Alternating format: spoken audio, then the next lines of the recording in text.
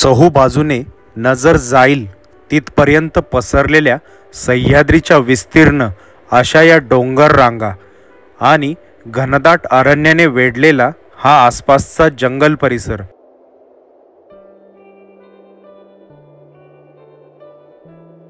अशा या वातावरणात गेली अनेक वर्ष एकट्याने आयुष्य जगणाऱ्या वयाची 80 पार केलेल्या बाबांचा जीवन प्रवास आज आपण या व्लॉगमार्फत पाहणार आहोत, जवळून अनुभवणार आहोत.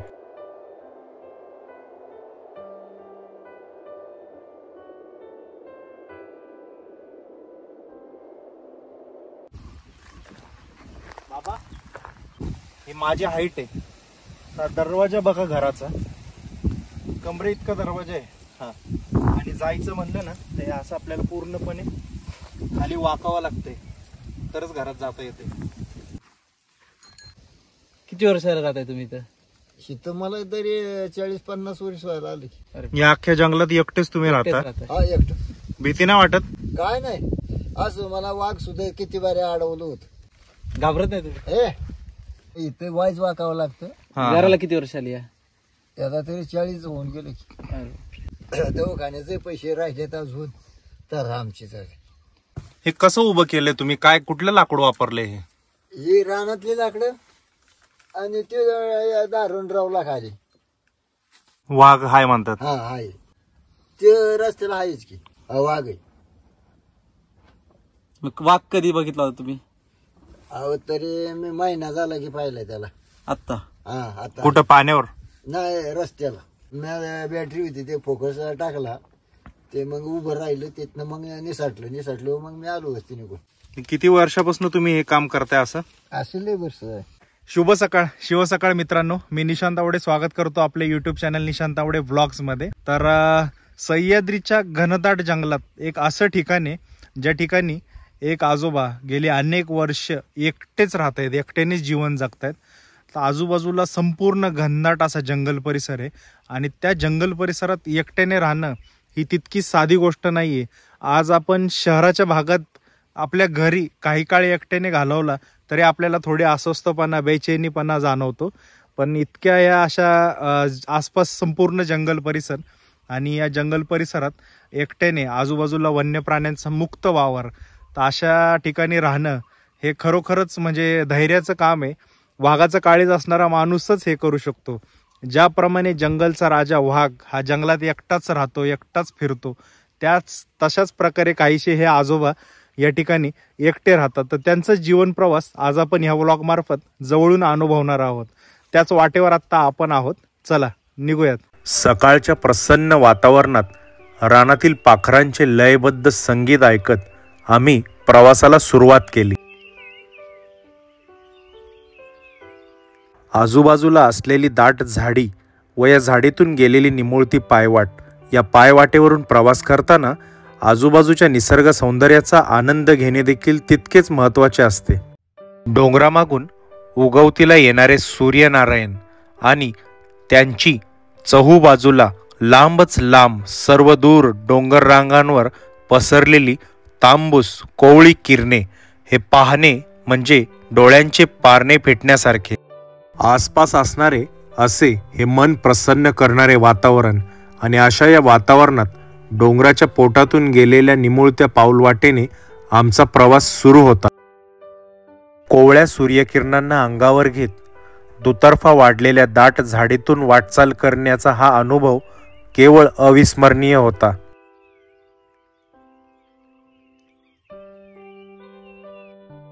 या जंगलात दाट वाढलेली झाडी आणि आभाळाशी स्पर्धा करणारे उंचच उंच वृक्ष पाहून मन थक्क होत होते.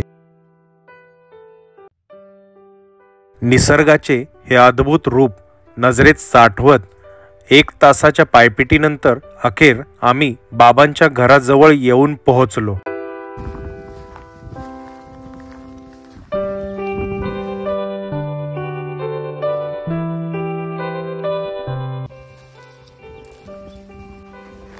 घराजवळ येऊन पोहोचताच आम्ही बाबांना आवाज दिला आणि घरामध्ये डोकावून पाहिले, परंतु घरात बाबा नसल्याचे लक्षात आले.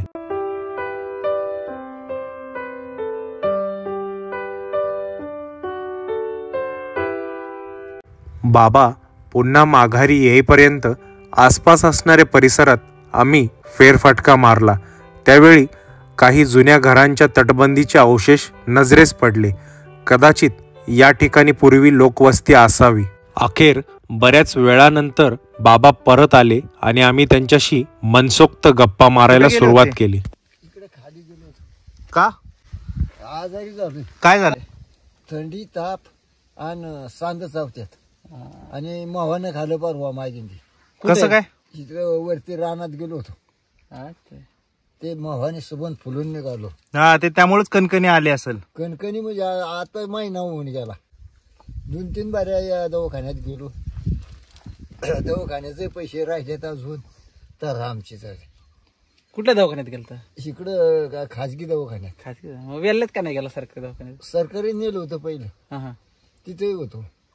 तिथे काय म्हणत तुमचा माणूस पाहिजे. तो माणूस कोणी सोबत थांबा. कोणतरी पाहिजे. हा असं पुतण्या बितण्या तुम्हाला कोण नाही काय? पुतण्या नाही आणि कुणी नाही. एकटेच? एकटाच. किती वर्ष राहताय तुम्ही इथं? शित मला तरी 40-50 वर्ष व्हायला आली. अरे या अख्ख्या जंगलात एकटेच तुम्ही एकटेच राहता? राहताय. हा एकटाच.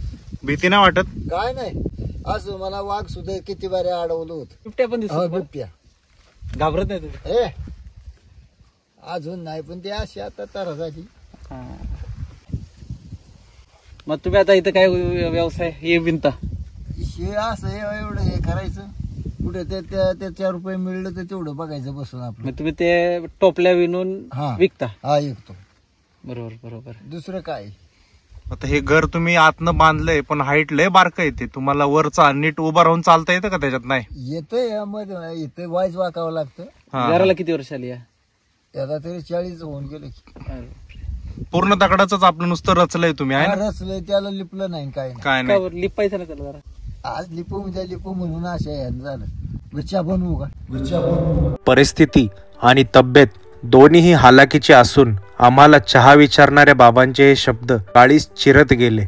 अशा या घनदाट जंगलात अनोळखी असणाऱ्या आमची आपुलकीने विचारपूस करणारे बाबा खरे श्रीमंत भासले.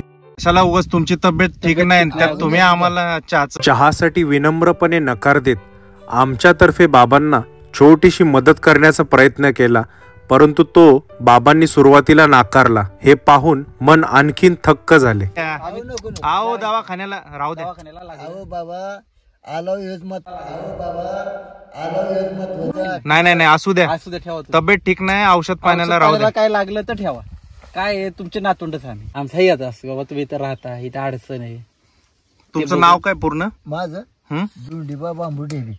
वय किती तुमचं? तरी आईशीकडे गेले. 80च्या आसपास आता वय. हा. या जंगलात किती दिवस झालं तुम्ही राहताय तसं? तिथं मी आलो त्याला 40 वर्ष झालं. बापरे, 40 वर्षापासून एकटेच राहताय? एकटे जेवण बनवणं वगैरे आता सगळं? न समजा काय करायचं. लाईट वगैरे नाहीये इथं बिलकुल? नाही ना, लाईटीच वांदा झालंय. रात्रीचं कसं तुम्ही करता? दिवा त्या डिझेल आणायचं हा. आणि त्याची ते चिमणी करायची. बाबांचं घर आहे, घराचा दरवाजा दिसत असेल तर उभा राहून एक माणूस तर बिलकुलच जाऊ नाही शकत. म्हणजे 2 पायांवर आपल्याला बसूनच आतमध्ये जावं लागतंय. तर अशी या घराची अवस्था आहे. आणि गेली 40 वर्ष बाबा या जंगलात या घरात राहतायत. ही माझी हाईट आहे. हा दरवाजा बघा घराचा, कमरे इतका दरवाजा आहे हा. आणि जायचं म्हणलं ना तर असं आपल्याला पूर्णपणे खाली वाकावं लागतंय तरच घरात जाता येते. अशा या अवस्थेत बाबा राहतायत. खरंच सलाम आहे यांना. चला आपण घर आतून कसं आहे ते पाहूयात. सकाळी आलो, हा. एक 7:30ला आलो. हा. आम्हाला वाटलं आज तुम्ही जाताल बाजारला शुक्रवारी. नाही शुक्रवारला नाही मी जात. कवा तरी गेलो तर जातो. कवा तरी जाता ना. हा.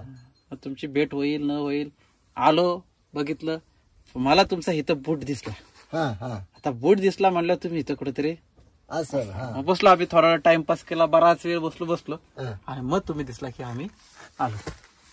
हे कसं उभं केलंय तुम्ही? काय कुठलं लाकूड वापरलंय हे? ही रानातली लाकडं आणि ते दारून रावला खाली. या सगळ्याला आता 40 वर्ष झाली. हा. पावसाळ्यात गळतं का? नाही कागद टाकायचा दुसरा. बरं. लाकूड बदलावं लागेल तुम्हाला. खरं लाकूड बदलायचे सगळंच उलगडून परत बसवणार. परत बसवायचं. बरं, इथं राहताना तुम्हाला काय अडचणी वगैरे म्हणजे त्रास प्राण्यांचा वगैरे? ते रस्त्याला आहेच की. वाघ हाय म्हणतात. हा आहे. वाघ आहे? वाघ आहे. मग वाघ कधी बघितला होता तुम्ही? अहो तरी मी महिना झाला की पाहिलाय त्याला. आता? हा आता. कुठं पाण्यावर?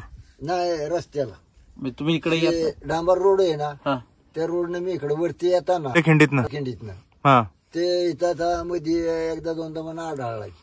पण ते काय करत नाही ना? नाही नाही व्हायचं राहते का उभा राहिला होता बघ. राहिला होता. मी बॅटरी होती ते फोकस टाकला, ते मग उभं राहिलं, तिथनं मग निसाटलं मग मी आलो वस्ती निघून. घाबरला नाही तुम्ही? आपण नाही घाबरत. तुम्ही भारी एकदम काम हा तुम्ही.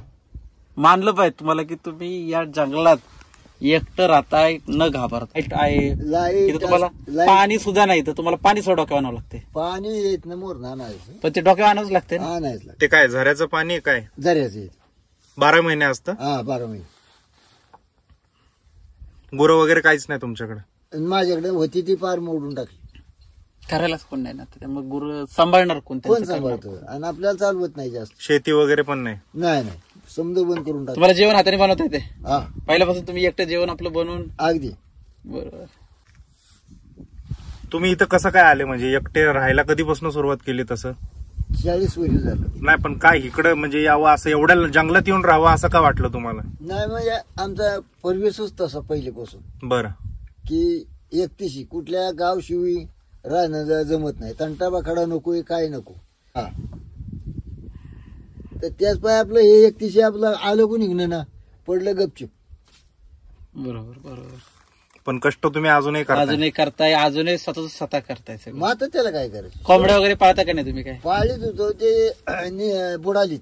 हा हा आता घ्यायची चाललाय माझा प्रयत्न एक. हा हा हा. कोंबड्या कशा काय गेल्या, म्हणजे काय रोग आलता का? रोग नाही, होल पडून काय शेजाऱ्याने खाल्या, असं तसं लई लफडी झाली. आपण या घनदाट जंगलात एकटे राहणारे ढेबे बाबा आहे. तुम्ही बघताय हे घर किती छोटं आहे. आता बाबांची भेट घेतली, त्यांच्याशी गप्पाही मारल्या. इथलं राहणं कसं आहे, किती स्ट्रगल आहे, किती अवघड आहे. कधी इव्हन हे घर बघितलं तुम्ही वरती, तर हे वाशे खराब होत आलेले आहेत, त्यानंतर पडझड होत आलेली आहे, आणि भिंती बघितल्यात तर एकंदरीत खूप स्ट्रगल आयुष्य आहे इथे राहणं. आणि बाबांचं वय झालेलं आहे, बाबांसोबत कोणीच नसतं, ते स्वतः इथे राहत आहेत. त्यांचं लग्न नाही ना झालेलं, लग्न न झाल्यामुळं, आणि त्यांचं वय आता 85 वर्ष. पण एक मला आवडलं की स्वतःच्या हिमतीवर आणि कोणावरही अवलंबून न राहता स्वतः करून त्यांनी आयुष्य एकदम उत्तमरित्या स्वावलंबी आयुष्य इथे जगलेले आहेत. आज आपण खास त्यांची भेट घेण्यासाठी इतकं लांब चालत आलेलो आहे. जस्ट विचार करा की त्या जंगलातून चालताना आम्हाला दिवसा भीती वाटते. हे बाबा एकटे इथे राहत आहेत. गेली 40 वर्ष. गेले 40 वर्ष बाबा हे इथे एकटे राहत आहेत. खरंच तुम्हाला नमस्कार आमचा. बाबांसोबत मनसोक्त गप्पा मारून आम्ही परतीच्या प्रवासाला निघण्याची तयारी सुरू केली. त्याच बदली काही काळजी नाही. नाही, पण काळजी घ्या. आम्ही अधूनमधून तुम्हाला भेट द्यायला येत जाऊ. वर्षातून 2दा तरी येणारच. आज वयाची 80 पार केलेल्या या बाबांकडे उदरनिर्वाहासाठी कोणताही शाश्वत पर्याय उपलब्ध नाही.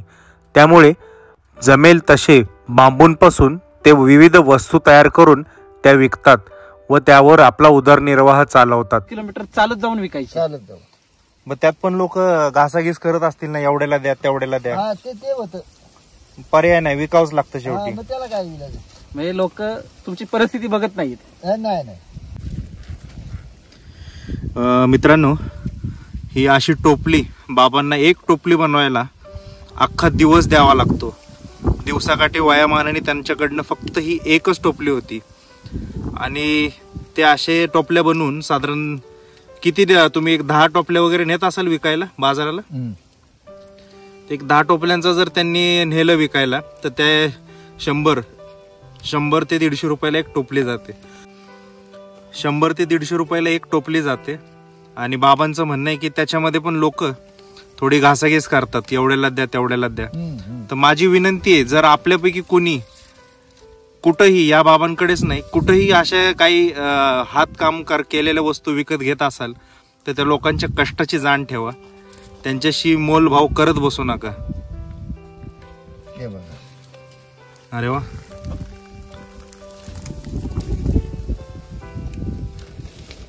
मी ते एकदा अडकवली की असं राऊंडनी अडकवत जायचं, असं अडकवते फिरवत जायचं. फिरवत जायचं. हा,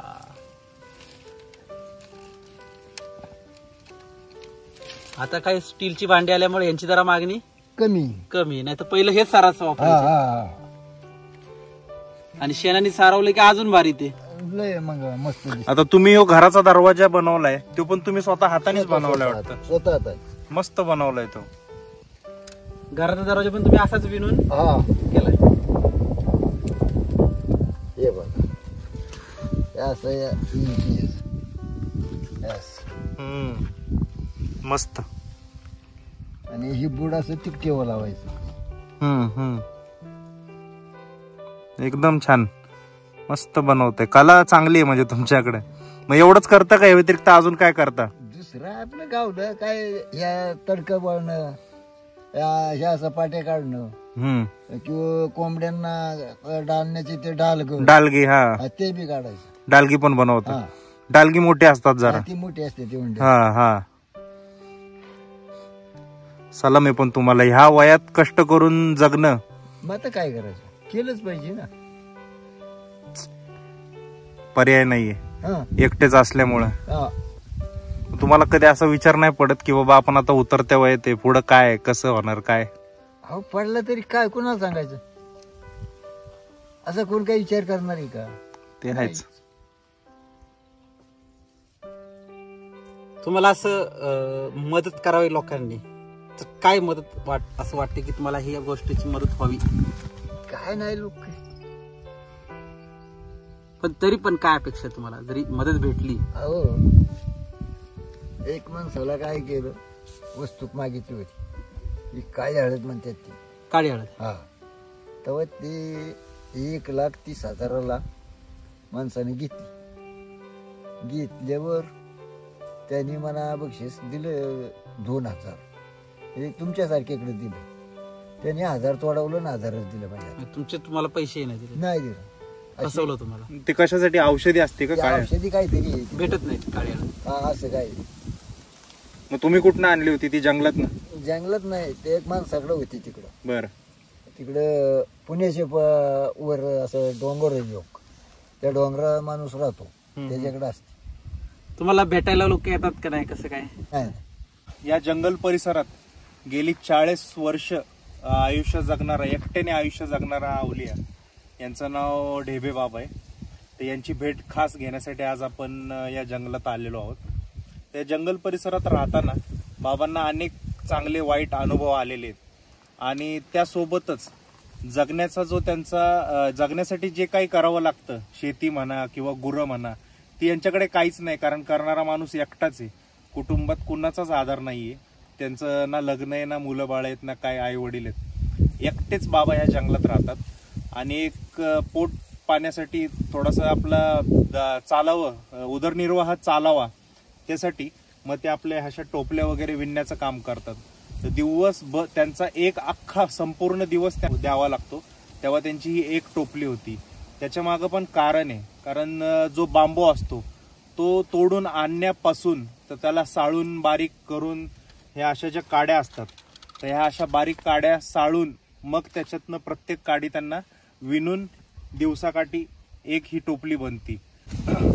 हा जो बांबू आहे तो रानातून तोडून आणण्यापासून, म्हणजे हा एक बांबू, याचं वजनही इतकं आहे, तर हा आपल्याला म्हणजे इतकं वजनदार असल्यामुळे आपल्यालाही झेपत नाही. तर असा बांबू बाबा रानातनं तोडून आणण्यापासून त्याला पूर्ण साळून घेणं किंवा बाकीचं त्याचं जे काही करणं गरजेचं आहे त्या गोष्टी करून मग ही अशी टोपली शेवटी बनते.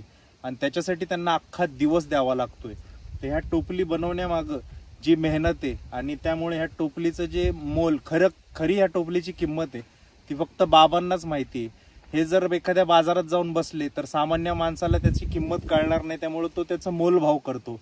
तर ह्याची जी किंमत खरी आहे तर ते अख्खा दिवस आहे त्यांचा. आणि 80व्या वर्षात आहेत, 80च्या आसपास बाबांचं वय आहे. तर त्या वयात ते हे कष्ट करून करतात. त्यामुळं जर आपल्यापैकी कुणी या ठिकाणी आलात तर बाबांकडनं नक्की ह्या टोपल्या विकत घ्या. आता सध्या बाबांकडेही एकच आहे, त्याच्यावर त्यांचं काम चालू आहे.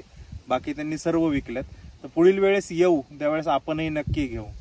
तर असं जरी तुम्हाला कोणी दिसले तुमच्या आसपास तरी त्यांचं मोलभाव करू नका, कारण ह्या गोष्टींची किंमत त्या व्यक्तीलाच खूप चांगल्या प्रकारे माहिती असते.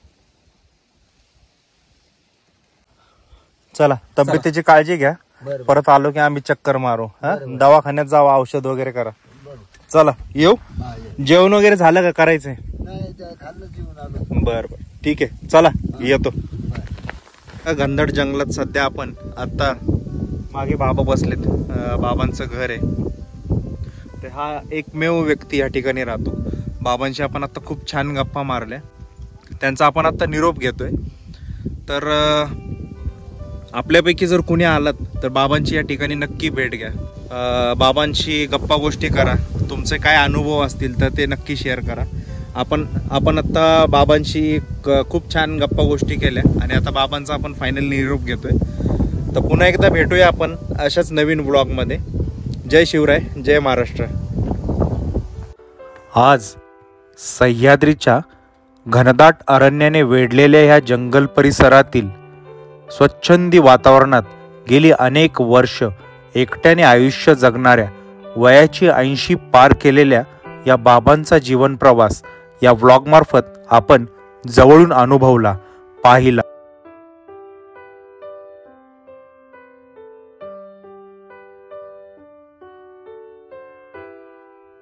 कोणत्याही शाश्वत सोयी सुविधा उपलब्ध नसताना निसर्गाची आव्हाने पेलत एकट्याने जीवन जगणाऱ्या या बाबांचा जीवन प्रवास आज आपण पाहिला. त्यांच्याशी संवाद साधताना, त्यांना या ठिकाणी राहताना आलेले चांगले वाईट अनुभव ऐकताना आम्ही अगदी निशब्द झालो. परिस्थितीने जरी हे गरीब असले तरी त्यांच्या मनाची आणि आरोग्याची श्रीमंती ही आपल्यापेक्षा कैक पटीने अधिक असल्याचे जाणवले.